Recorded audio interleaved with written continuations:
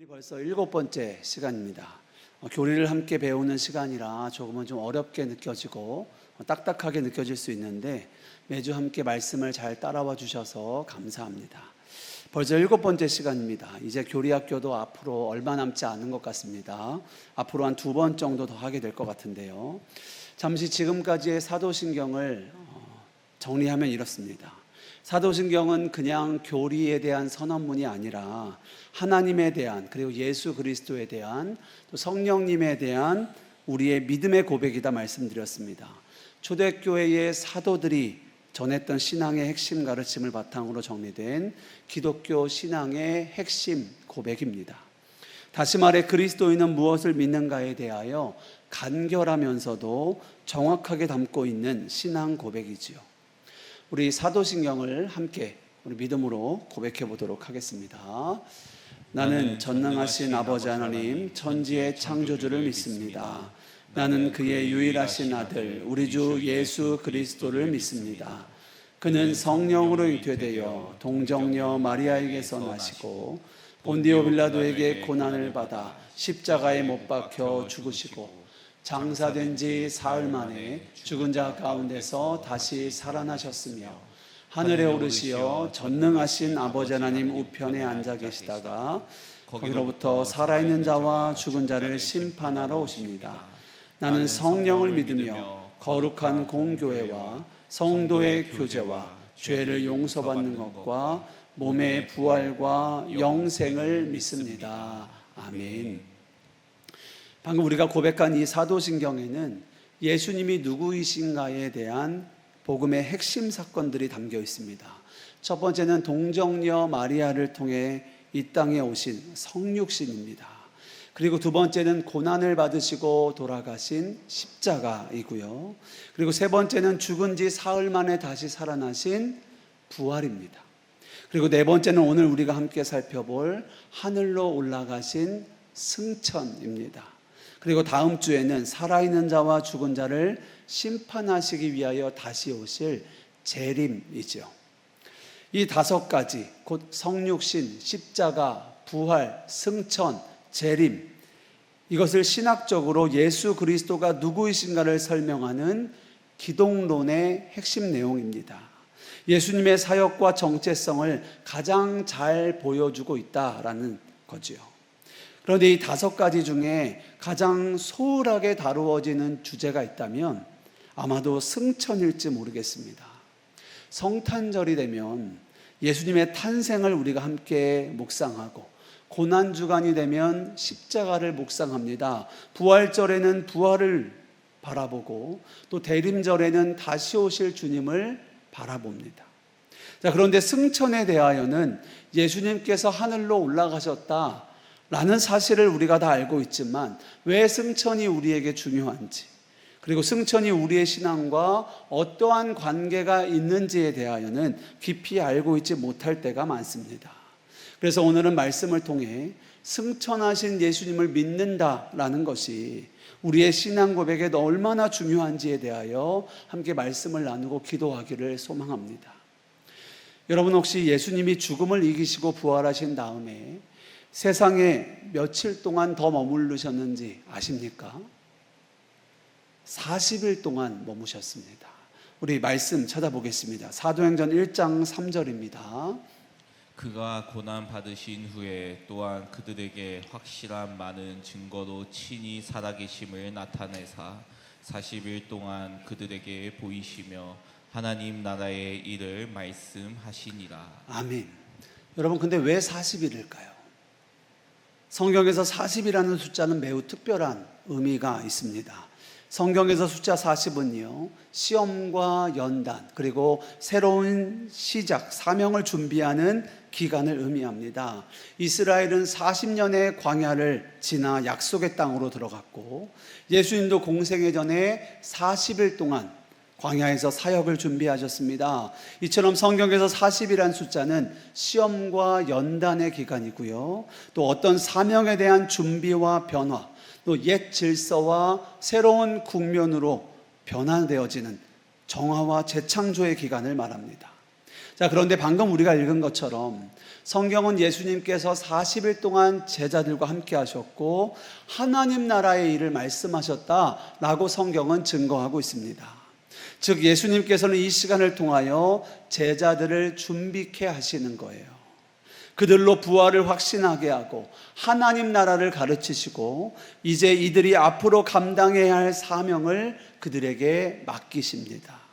그리고 그 모든 준비를 마치신 후에 예수님께서는 제자들이 보는 가운데 하늘로 올려지시는 겁니다. 승천하시는 거죠. 그러므로 승천은 예수님이 갑자기 떠나신 사건이 아닙니다. 승천은 예수님의 지상 사역이 완성되고 교회를 통해 하나님 나라의 새로운 역사가 시작되는 사건인 거지요. 자, 그렇다면 예수님의 승천은 어떤 의미가 있는가? 우리가 세 가지로 함께 좀 보도록 하겠습니다. 첫 번째, 예수님의 승천은 예수님이 왕으로 통치하시기를 시작하신 사건입니다. 사도행전 1장 9절에 보면 예수님이 제자들이 보는 가운데 하늘로 올려지십니다. 그리고 신약의 다른 말씀들을 보면 예수님의 승천하신 이유를 이렇게 기록하는데요. 예수님이 하늘에 오르셔서 하나님 우편에 앉으셨다는 겁니다. 우리 마가복음 16장 19절 같이 읽겠습니다. 주 예수께서 말씀을 마치신 후에 하늘로 올려지사 하나님 우편에 앉으시니라. 아멘. 여기서 하나님 우편이라는 것은 단순히 좋은 자리를 말하는 것이 아닙니다. 왕의 권세와 통치를 뜻하는 왕좌를 말하는 거예요. 다시 말해 예수님께서는 십자가와 부활을 통하여 구원의 사역을 완성하시고 이제 만왕의 왕으로 온 열방을 다스리시는 겁니다. 이 사실은 이미 구약에서도 예언하고 있습니다. 우리 시편 110편 1절 말씀 같이 읽겠습니다. 여호와께서 내 주에게 말씀하시기를 내가 내 원수들로 내 발판이 되게 하기까지 너는 내 오른쪽에 앉아 있으라 하셨도다. 아멘. 여러분 이사야서 6장에도 보면요, 선지자 이사야가 환상 가운데 하늘 보좌를 보게 됩니다.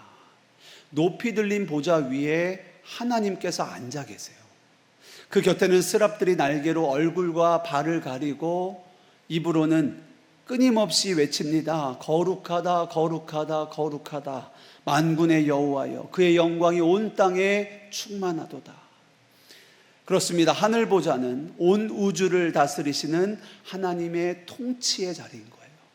자, 그런데 신약으로 넘어와서 사도 요한도 하늘 보좌를 보게 됩니다. 요한계시록 4장과 5장에 나오는데요, 여전히 보좌에는 하나님께서 앉아 계시고 수많은 천사들과 장로들이 예배하고 있습니다. 그런데 거기에 또 한 분이 계시는데요, 바로 죽임을 당하셨으나 살아나신 어린 양 예수 그리스도십니다. 모든 존재들이 어린 양 앞에 엎드려 이렇게 찬양합니다. 우리 계시록 5장 13절 말씀 우리 같이 읽겠습니다. 내가 또 들으니 하늘 위에와 땅 위에와 땅 아래와 바다 위에와 또 그 가운데 모든 피조물이 이르되 보좌에 앉으신 이와 어린 양에게 찬송과 존귀와 영광과 권능을 세세토록 돌릴지어다 하니. 아멘. 여러분 이것이 승천 이후의 모습입니다. 예수님은 더 이상 십자가를 지고 고난받으시는 종으로만 계신 것이 아닙니다. 부활하시고 승천하신 예수님은 이제 하나님의 보좌 우편에 영광으로 임하셔서 온 열방을 다스리시는 만왕의 왕이 되신 거예요. 그러므로 승천은 예수님이 그저 우리를 떠나신 사건이 아닙니다. 예수님께서 왕으로 즉위하신 사건이죠. 여러분 승천하셔서 하늘 보좌에 앉으신 예수님이 실제 우리의 삶에도 얼마나 큰 위로와 소망이 되는지 모릅니다.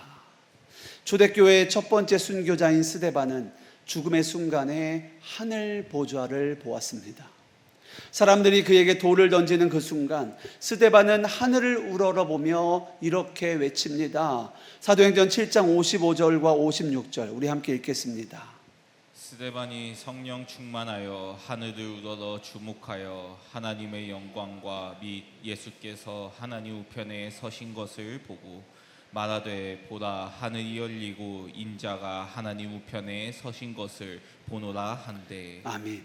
제가 전에 한번 말씀드린 것 같습니다. 다른 모든 성경에는 예수님은 하나님 우편에 앉아 계신다 말씀하고 있습니다. 그런데 지금 스데반이 본 하늘 보좌에는요, 예수님이 앉아 계신 것이 아니라 서 계십니다. 이것을 해석할 때 많은 신학자들은 순교하는 자신의 종을 맞이하시고 끝까지 함께 하시며 영광 가운데 그를 받아주시기 위해 일어나는 주님의 모습으로 이 장면을 이해합니다. 그럼 이 장면이 오늘 우리에게도, 이 세상을 믿음으로 살아가는 우리에게도 얼마나 큰 위로가 되는지 모릅니다. 우리가 이 세상을 믿음으로 살아가다 보면 억울한 일을 너무나도 많이 당합니다. 예수님 때문에 고난을 당하기도 하고, 진리를 따르다가 수모를 당하기도 합니다. 손해를 보기도 합니다. 그런데 성경은 우리에게 분명하게 말씀합니다. 우리가 믿음 때문에 당하는 고난은 주님이 다 알고 계시고, 우리가 흘리는 그 눈물과 아픔과 기도를 보고 계시다는 거예요. 그렇습니다. 승천하신 하나님, 승천하신 주님, 하늘 보좌에 앉으신 주님이 바라보아지면은요, 그 어떠한 십자가도 고난도 이길 힘이 우리에게 주어지는 줄 믿습니다. 두 번째 예수님의 승천은요, 교회를 세우시는 사건입니다. 예수님이 부활 후에 40일 동안 제자들과 함께 하셨습니다. 그리고 제자들이 보는 가운데 하늘로 올라가십니다. 우리는 생각합니다. 예수님이 왜 올라가시지? 아직 예수님께서 이 땅에서 하실 일이 아직도 많이 남았는데 왜 하늘로 올라가시지? 하는 생각이 드는 거죠. 그러나 예수님의 하늘로 올라가신 것은요, 그냥 제자들을 떠난 것이 아닙니다. 예수님의 승천은 교회를 세우시고 그들을 통하여 하나님의 나라를 이루어 가시기 위함이었어요. 사도행전 1장 8절 말씀 우리 같이 읽겠습니다. 너희가 권능을 받고 예루살렘과 온 유대와 사마리아와 땅끝까지 이르러 내 증인이 되리라 하시니라. 아멘. 예수님이 승천하시기 전에 하신 약속의 말씀이죠. 그리고 그 약속대로 오순절 마가다락방에 성령이 임합니다. 그리고 그때부터 모든 것이 달라집니다. 두려워 숨어있던 제자들이 담대하게 세상으로 나아가 복음을 증거하기 시작합니다. 감옥도 두려워하지 않습니다. 매를 맞으면서도, 심지어 죽음 앞에서도 그들은 예수님을 부인하지 않습니다. 이전에는 상상할 수도 없었던 일입니다.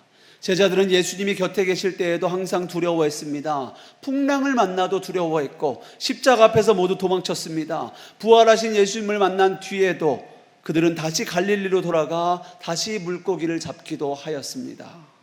그러나 승천하신 예수님께서 약속하신 성령이 그들에게 임하자 그들은 완전히 다른 사람으로 변화됩니다. 예수님께서 이전에 이렇게 말씀하셨습니다. 너희가 나보다 더 큰 일을 할 것인데 이는 내가 아버지께로 가기 때문이다 라는 거예요. 요한복음 14장 12절 말씀 우리 같이 읽겠습니다. 내가 진실로 진실로 너희에게 이르노니 나를 믿는 자는 내가 하는 일을 그도 할 것이요 또한 그보다 큰 일도 하리니 이는 내가 아버지께로 감이라. 아멘. 여기서 더 큰 일이라는 거는요, 예수님보다 더 큰 기적을 한다라는 말이 아닙니다. 예수님께서 승천하시고 성령께서 우리에게 임하시면 복음이 예루살렘을 넘어 땅끝까지 전파되어지는 놀라운 역사가 일어날 것을 예수님께서 말씀하시는 거죠. 그리고 실제로 그 약속은 이루어집니다.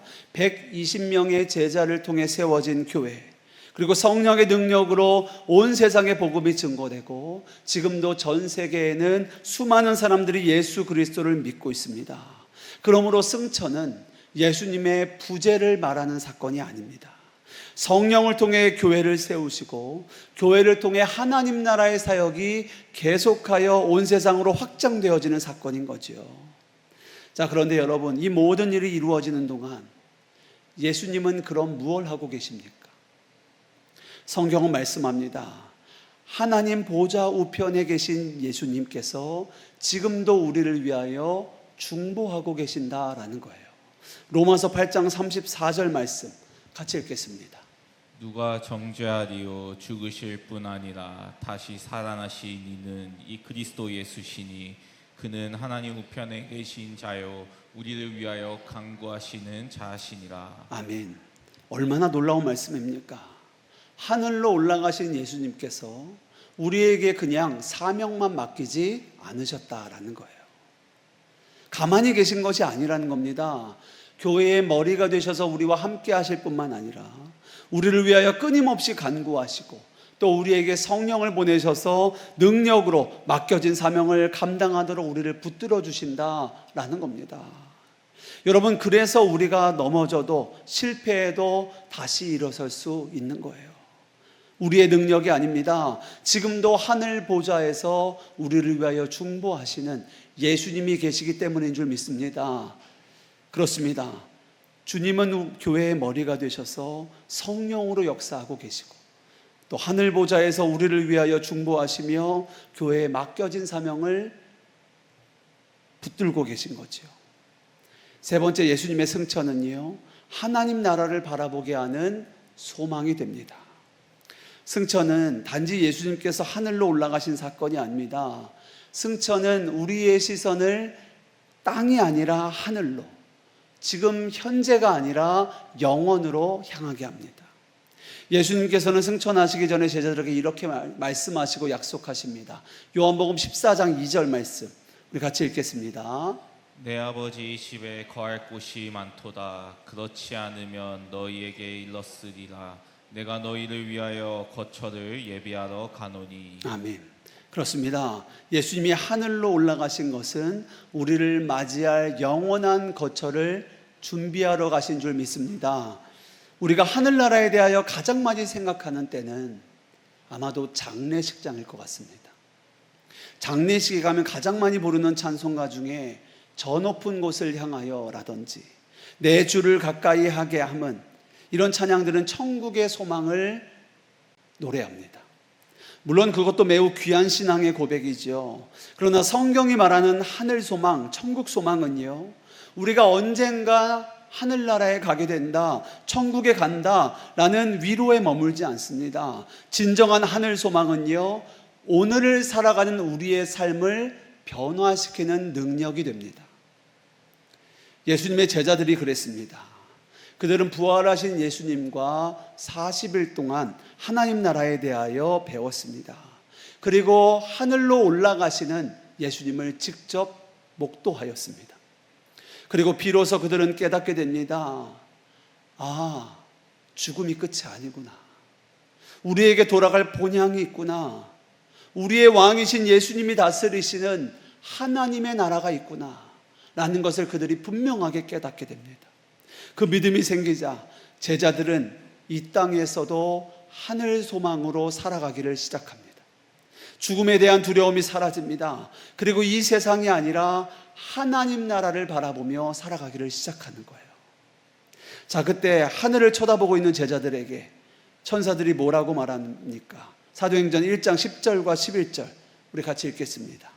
올라가실 때 제자들이 자세히 하늘을 쳐다보고 있는데 흰 옷 입은 두 사람이 그들 곁에 서서 이르되 갈릴리 사람들아 어찌하여 서서 하늘을 쳐다보느냐. 너희 가운데서 하늘로 올려주신 이 예수는 하늘로 가심을 본 그대로 오시리라 하였느니라. 아멘. 무슨 말입니까? 하늘만 보고 그렇게 있지 말고 다시 오실 주님을 기다리며 살아가라는 거예요. 사명을 감당하라는 말씀입니다. 그렇습니다. 하늘 소망은 현실을 외면하게 만들지 않습니다. 오히려 하늘의 소망을 분명히 품으면 이 땅에서 맡겨진 사명을 감당하는 사명자가 되는 거예요. 그래서 초대교회 성도들은 사명을 감당할 때 죽음을 두려워하지 않았습니다. 고난 앞에서 낙심하지도 않습니다. 왜 그렇습니까? 그들의 시선은 이 세상에 머물고 있지 않았기 때문에 그렇습니다. 그들의 시선은 영원한 하나님의 나라를 바라보고 있었던 거예요. 오늘 우리도 마찬가지입니다. 우리가 살아가는 이 세상은 어둡고 악합니다. 그러나 우리의 소망은 이 땅에 있지 않습니다. 우리의 소망은 하늘에 있는 줄 믿습니다. 그래서 오늘도 우리는 하늘 보좌에 앉으셔서 온 세상을 다스리시고 통치하시는, 또 우리를 위하여 중보하시는 그 주님을 바라보며 이 땅에서 맡겨진 우리의 사명을 감당하며 하루하루를 사는 거예요. 이것이 성도의 믿음이요 이 땅에서의 우리의 부르심인 겁니다. 하나님이 우리를 부르시는 그날까지 우리는 하늘을 바라보며 이 세상에서 사명을 감당하는 겁니다. 그렇습니다. 하늘 소망을 가지면 사명자로 살아가는 거예요. 이 땅에서의 고난도 능히 이겨낼 수 있게 됩니다. 그 어떠한 질병과 고난이 우리를 찾아올지라도 절망하지 않습니다. 왜 그렇습니까? 우리에겐 하늘 소망이 있기 때문이죠. 우리의 마지막은 무덤이 아니라 하나님 나라입니다. 우리에게는 영원한 나라가 약속되어 있습니다. 말씀을 정리하겠습니다. 예수님의 승천은 예수님이 우리를 떠나신 사건이 아닙니다. 승천은 예수님이 십자가의 부활로 이 땅에서의 사역을 완성하시고 하늘 보좌에 오르셔서 만왕의 왕으로 즉위하신 사건입니다. 또한 승천하신 예수님은 교회를 세우시고 교회를 통하여 이 땅에서의 사역을 계속하여 이어가십니다. 성령의 능력으로 우리를 지상 대명령을 감당하게 하실 뿐 아니라 지금도 주님은 우리를 위하여 하늘 보좌에서 중보하고 계십니다. 그렇기에 예수님의 승천은 우리가 이 땅에 소망을 두지 아니하고 하늘에 소망을 두고 살아가게 합니다. 다시 오실 주님을 기다리며 하나님 나라를 바라보며 사는 겁니다. 그래서 이 땅에서 어떤 고난을 우리가 만날지라도 믿음으로 능히 견디고 돌파하는 믿음으로 우리를 인도하는 거죠. 그러므로 우리는 사도신경을 고백할 때 단지 예수님이 승천하셨다, 그 과거의 사건을 말하는 것이 아닙니다. 지금도 하늘 보좌에 앉으셔서 온 세상을 다스리시고 통치하시는 주님, 그리고 성령으로 교회를 세우시고 우리를 통하여 역사하시는 그 주님을 믿음으로 고백하는 것입니다. 사랑하는 여러분, 우리는 이 세상에 소망을 두고 살아가는 사람들이 아닙니다. 주님 다시 오실 그날까지 하늘 소망을 바라보며 사명을 감당하는 사명자가 저와 여러분인 줄 믿습니다. 그래서 오늘도 우리는 믿음으로 이렇게 고백합니다. 나는 승천하신 예수님을 믿습니다. 주님이 우리를 다스리시고 주님이 우리를 중보하시며 주님이 우리의 소망이 되시는 줄 믿습니다. 함께 기도하겠습니다.